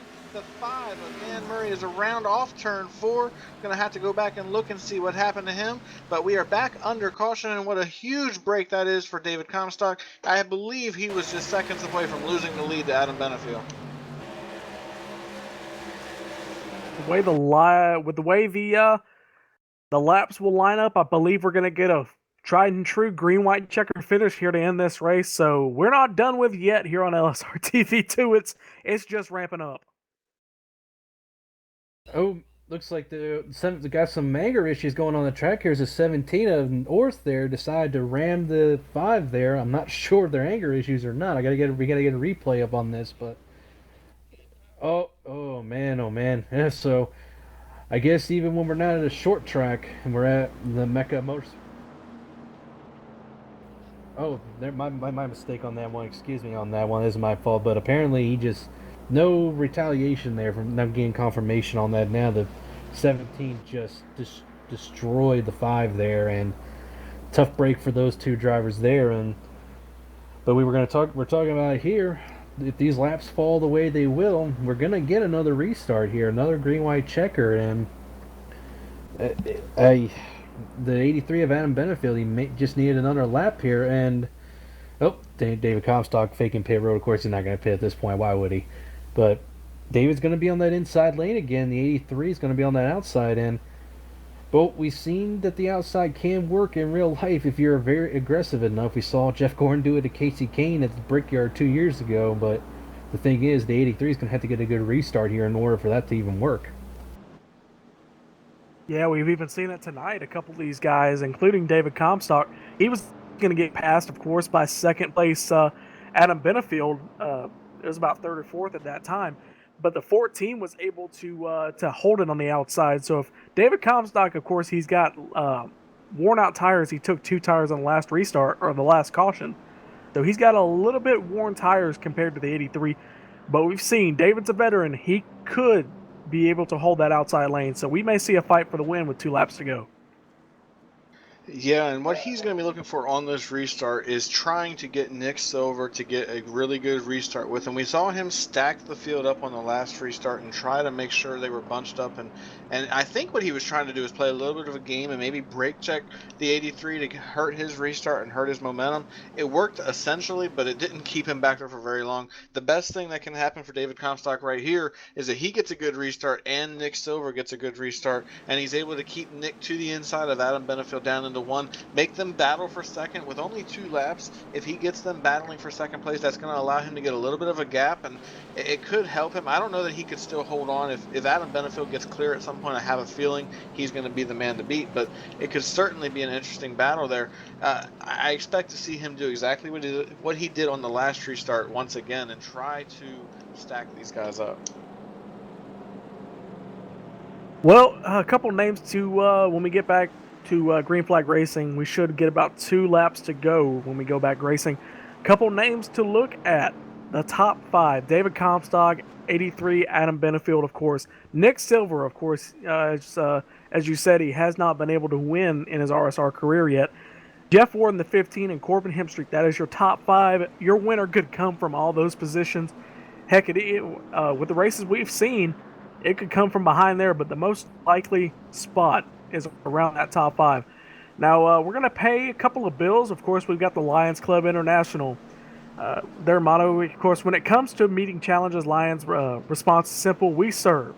With more than 1.4 million members in over 200 countries, in hospitals and senior centers, in regions battered by natural disasters, in schools, eyeglass centers, recycling centers, Lions are doing community volunteer work, helping, leading, planning, and supporting. Because we're local, we can serve the unique needs the communities we serve need. And because we're global, we can address challenges that go beyond our borders. Go to Be a Lion to find out more. Proud partner of Live Sim Racing. And of course, Inside Sim Racing for the latest and greatest in news and reviews in the sim racing world. From PC to console and everything in between. ISRTV is your go-to stop. Through weekly shows and our website, Inside Sim Racing is dedicated to the world of simulated racing. Visit us at isrtv.com and check out the show, our blog, forums, and much, much more. Proud partner of LSRTV. Now, before we get this final restart, they haven't formed up all the way for the restart yet. We should get about 2 to go this time. Guys, what are you expecting? Well, I have to say I'm expecting David to stack these guys up and try to go as late as possible. He's going to, again, try to get Nick Silver to get the best restart of his life so that he can have Nick to the inside of Adam Benefield when they get to turn one, to keep Adam Benefield busy, to keep him at bay for as long as possible, because if he gets clear, if he's able to get clear and make a charge at David, I don't think David's going to have enough time, unless he gets another quick caution, which here in the last 20 laps or so, that seems to be the theme. We talk about it all the time. Cautions breed cautions, and that's exactly what we've seen in the late stages of this race. He's going to need that, or he's going to need Nick Silver to battle with Adam for as long as possible to try to get him a gap on these guys and get away from them. And the lights are out on the iRacing Ford Mustang. We are going to go back green next time by, and David is probably sitting there sweating bullets right now, trying to figure out exactly what he's going to do and trying to hope that he can hang on to this thing. Well, we're going to get one more lap than we thought. We're going to get 3 to go, so that's one more lap and a couple more chances, of course 4 more chances for somebody to get position on somebody else. Adam Benefield, he is starting on the outside. He is, not in a bad position, but he is not in the ideal position for a restart. Of course, 14 of David Comstock, he is in that position. He's able to get a good restart. But the 83, he has got those 4 newer, not new, but newer Goodyear tires, of course, to the 14 of David Comstock's 2. And, of course, you got Nick Silver there in 3rd. Jeff Warden 15th, and the 15th, and the 41 of Corbin Hemstreet. So we're going to get ready to go green. This is going to be our last restart. I'm ready. You know what? I don't even think I'm ready. I don't think I'm ready to see this, guys. Let's go racing and let's get to the finish. I'm just going to make this quick, and again, I'm going to say it. You ask Brian what he expects. Here's what I expect. I expect mayhem. That's all there is to it. I'm not making any more predictions besides that. It's going to be mayhem. Hopefully we get to the last lap before mayhem ensues so we can see them run to the yard of bricks. Pace car is off for the final time. These guys are getting ready to go back green. David Comstock's going to lead them down. Once again, we're going to go green for the last time. 3 laps remaining. Green flags in the air. David Comstock gets a great restart. What he wanted, he did not get. Adam Benefield is going to be clear to the inside here as they work their way off into turn 1. Here comes Adam Benefield. 4 tires against 2. Who's going to come home with the victory? Adam Benefield with a huge run. David blocks as they go off into turn 2. We have a car spinning down into the infield. No caution as of yet. David Comstock now is going to have to play defense. Here comes Adam Benefield off turn 2. 3 wide. Oh, they're going to be 3 wide down the back straightaway. Nick Silver thinks better of it. He's not going to shove down to the grass. 83, he's got the inside position on David Comstock. They're 2x2 back in the 6th position. 83 gets the run on the inside. 14, David Comstock. He tries to hold it around the outside. 83 has still got that position. 14 had a little bit more of a run as they go into 4 onto the front straightaway. 83 tries to get clear. They are side by side as they come down the front straightaway. 14 of David Comstock. He is the leader with 2 laps to go. Who's going to be the first one back to the brickyard? We got a caution. Caution. David's got it. David's got it. He wins the race. He's going to win it. Comstock holds on. Caution is out. It is over. Great run to the finish. We didn't get to the checkered flag yet, but we were side by side basically for the win. Great win, David Comstock. As long as he can get back to the start-finish line, he has won the Indianapolis 65. Yep. That was a big wreck right there that brings out that last caution. It looks like the number 26 machine was playing defense on Jonathan Goodell, and it went wrong. Jonathan Goodell stuck his nose there, and then when he didn't have the gap, the 26 just got turned sideways down the front straightaway. That led to several cars getting caught up. You see Stephanie Lessentine getting caught up. Mitch Rollo gets caught up. A handful of drivers got caught up in this. Tom Drilling got caught up. Just Douglas Wyatt. So many drivers got caught up in this wreck. And this was a lifesaver for David Comstock. David took 2 tires on that last caution, or on that last round of pit stops. I apologize. And when that big wreck happened with Rhett McBride, it put Adam Benefield right on his back bumper with 4 tires. And now that put David in a very compromising situation because he didn't have that gap on him. And a couple of cautions later, a perfectly timed caution at that, because Adam Benefield had the momentum, he had the run, he was to his door, and if when they got to turn one, I have a feeling he was going to take the race lead. But the caution came out and it saved David Comstock, and he's going to come home with the victory here at the Brickyard. I said it at the beginning of the race. I expected him to be the man to beat. He had a fast car. I'm not sure he had the best car, but he's going to come home with the victory. He is going to come home with the victory. He time and time again, he showed us that he had a great car all night. You know, the 83 Adam Benefield, he had just about as good a car as him, but 83 had newer tires, of course, on the restart. So I think the 83 would have gotten by if he had had the chance, but we did not get it. We got the caution, huge pile up in turn one. So David Comstock, he is going to get win. And looking through Matt Lacrosse in the number 21, he should come home in the 8th position, barring a miracle. He is going to pick up a ton of points. Chad Cole in the 17th position, and Rhett McBride in the 18th position. But nobody cares about that right now. The 14, David Comstock. He is behind the pace car, but he is the first race car on track. Checkered flag in the air. David Comstock wins at Indianapolis. And what a way to get the win there, fighting that 83 on 4 tires there. And I think I'm going to go play the lottery tonight, guys, because I think I called this, didn't I? We called Mayhem, something like that. But it just, that's what it means to win in Indianapolis. You saw two guys going at it, giving everything they had. David, we talked about one of the more aggressive drivers in the sport, but there's one distinct factor that makes him better than a lot of those aggressive drivers. He does it clean. He doesn't cause too many wrecks, if any, that I can think of. And it's always fun to race around him. Same with Adam. Same with all these guys here. They do great jobs racing against each other, and it's just getting more and more. It's more and more competitive, and it's just getting better and better to watch every week.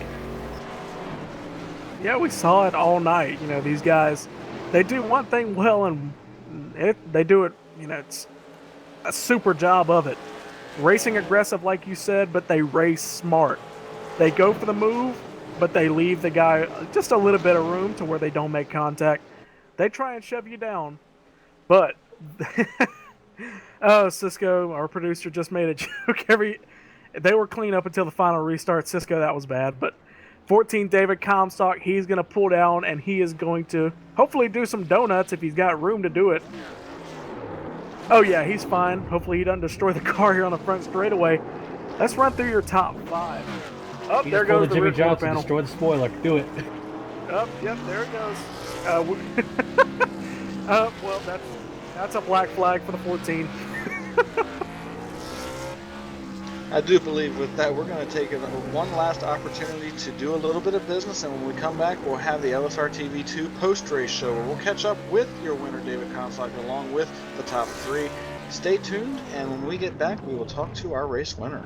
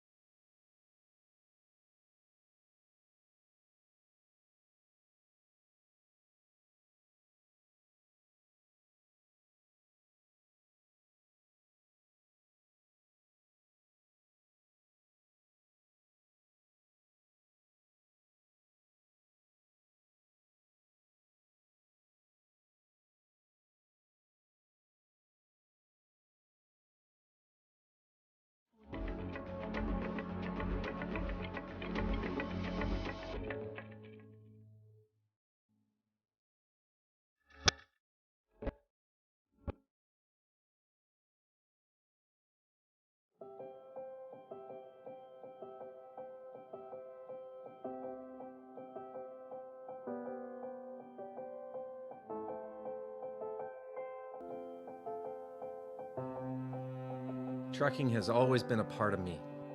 It started years ago when my dad and granddad were hauling vegetables to market in Liverpool. The family immigrated to Canada in the late 60s and settled near Alliston, Ontario. I bought my first truck in 1982 and Mercer Trucking was born.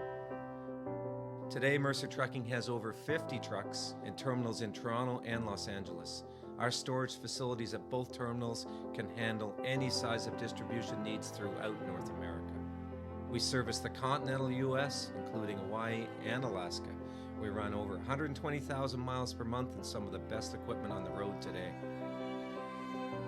We specialize in less than truckload shipments, show freight, we do rush team service deliveries, and haul your refrigerated or heated product. Our regular team service from Canada to California is second to none, and our staff and drivers are among the best in the business. I'm proud of our people and what they can achieve. Trucking is in my blood, it's my livelihood, and it's what I do best.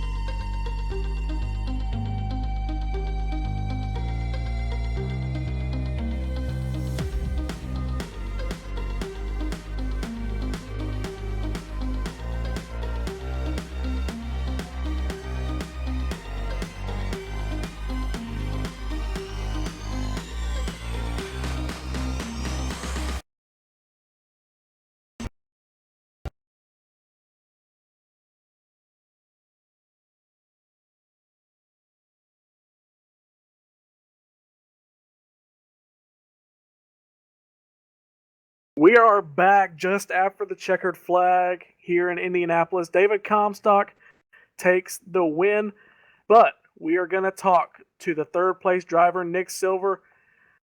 Thomas, I believe you caught up with the driver of the number 51. Yep, Gabe, I'm here and stand next to the 51 Ford Mustang driver, Mr. Nick Silver, and Nick, you almost got the win there. It's still coming up a little bit short, but I'm pretty sure you're going to get one here pretty soon at the rate you're finishing top 3 and talking to us up here. But just can you take us through those last couple of laps there, the insanity that ensued? Well, I wanted a shot at the win, but I took 2 tires, a couple cautions before that, and I was pretty much just happy to be up there in second and third. So it was a lot of surviving. I had to throw the block on Corbin on the backstretch there, and Adam did the same thing to me, make sure I didn't get under him. Well, it was definitely entertaining from our point of view to watch there, but I mean, we talked about earlier that the strategy was going to come into play on who took 2 tires possibly to get the track position, and that's what you did. And barring you had a shot there on that last restart. How well did I don't want to say how well, but did David kind of stack up the field a little bit to make it a little bit harder on you and not be able to get the restart you wanted again underneath the 83? Yeah, I mean, I almost got into Adam in one of the corners there, and that's what kind of messed me up coming out at 2 and almost gave Corbin the run on me. But when that happened, bunched us all up and actually thought for a moment I had a shot at it. Was kind of hoping it would, go green. But like I said, I guess I count my blessings and be satisfied with third.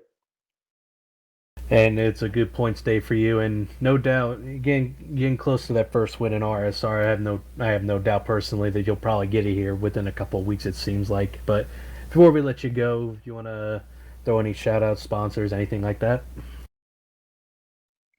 I just got to thank LSRTV for putting this on as usual, and Real Sim Racing, John Abbott, all the admins for putting it on, and got to give a shout out to my 2 fans watching at home, my parents.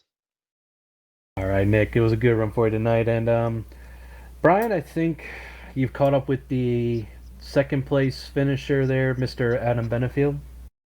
Yeah, I'm down here on pit road with the guy who was inches away from possibly taking home the victory here at the Brickyard, Adam Benefiel. That was got to be heartbreaking to come that close to winning here at Indianapolis and have a caution spoil the party for you. It's always disappointing when something like that happens, especially when you have that good of a car. I mean, it showed all night long that we had speed and, we was consistent throughout a run. And, you know, it doesn't matter how many laps you lead. I guess you got to just lead that most important one, even if the caution comes out to end the race. Yeah, you were oh so close right there. And obviously for you, you're not in the points battle here in the Icebreaker series. So for you, it's all about going to victory lane. And we saw you put a very valiant effort towards that. A couple of cautions before the last caution, you elected to take 4 tires where most of the field, or most of your competitors at the front of the field, elected to take 2 tires. Before that wreck happened on the restart that put you in third, were you a little concerned that maybe you had made the wrong call at taking 4 tires? Or did you think you had the right call even if that wreck didn't happen? I was confident with the decision that myself and my teammate Dwayne made. I've been running all week long in the Cup car, and uh, I seen I've seen a couple of times this past week about what taking 2 tires will do to you, and how you're still really at a disadvantage on someone that takes 4. So it really doesn't matter how many laps is on the left sides, you're still at a disadvantage. But we took 4. I felt like I told Dwayne, I was like, we have got to get to the front before David gets too far away. And then the wreck happened, and we got lucky and made it through, and Dwayne didn't. But we were sitting pretty right there, and then right there on that last restart, was me and Dave was doing a little bit of trash talking to each other, but he was in the right spot at the right time, so it's racing. Yeah, indeed it is, and unfortunately you can't always finish where you want to, but Adam, you still had a very impressive run, and before we let you go, just want to give you a chance to say thank you to any of your sponsors and say hello to any friends or family that might be watching. Yeah, Roll Speed Dynamics, all my guys, Todd Miller Racing Engines, Dwayne Vincent, and, he's a good, hell of a teammate, can't beat it, and uh, guys at APC, and for letting me come over here and do this, and racertracer.com. All right, Adam, congratulations on your second place finish. We'll let you go now and hope you have a good evening. That was the driver of the number. That is Adam Benefiel, driver number 83. I'm sorry. He finishes second here tonight. And Gabe, I believe you have caught up with a very ecstatic race winner, David Comstock, down in Victory Lane. Yeah, we've caught up down here in the Indianapolis Victory Lane with David Comstock. We just talked to Adam Benefield. He came out on the wrong side of that side-by-side battle for the lead when the caution came out. Well, I'm here with the man who came out on the best end of it. David, did you think your tires could have held up long enough to hold off Adam, or did that caution come out at the right time? I feel it came out at the right time. The cautions, they were kind of a blessing in disguise. I figured 2 tires was going to be enough with how short a run we had before that last stop we made, and it didn't have the grip that 4 tires had, even though it was just 4 laps. So it's 10 miles around here. Crew chief told me tire wear wasn't that bad, so it was just we're gonna just roll with it, and we got very fortunate there. Yeah, very fortunate, and like we said, I think we said it about 4 times during the broadcast. Rather be lucky than good.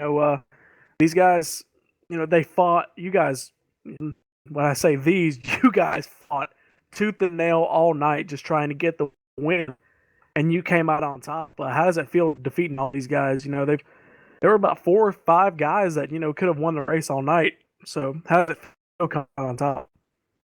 Well, it's the same guys I've been running with throughout the past year or so. I feel when any one of us wins, it's always a good thing, for us to kind of boast our chest, so to speak. The mindset like, yeah, we're better than you this week. But I mean, there's always next week, and there's always another chance to go try to win again. But we've been on the bad end of things a lot this season so far in Icebreaker, and we finally had some good luck turn around to us, and it came with the win tonight. Yeah, it came with the win. David, after a crazy night tonight, who do you got to thank?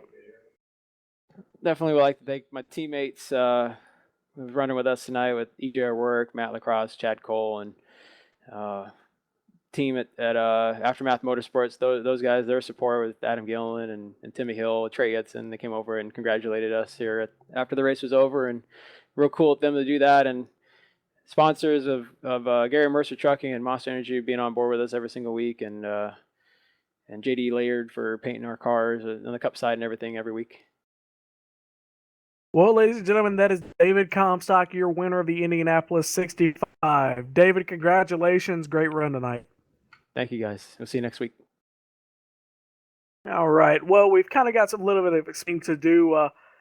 Our producer, Cisco Scaramuza, he took off the scoring loop, the ticker on top of the broadcast, or the display.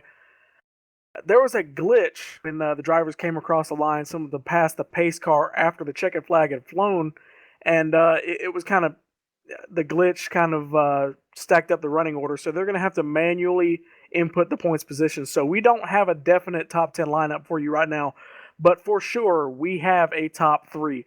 It is going to be Nick Silver out of Bettafield and your winner, David Comstock. Guys, I'm going to start with you, Thomas. What are your impressions tonight?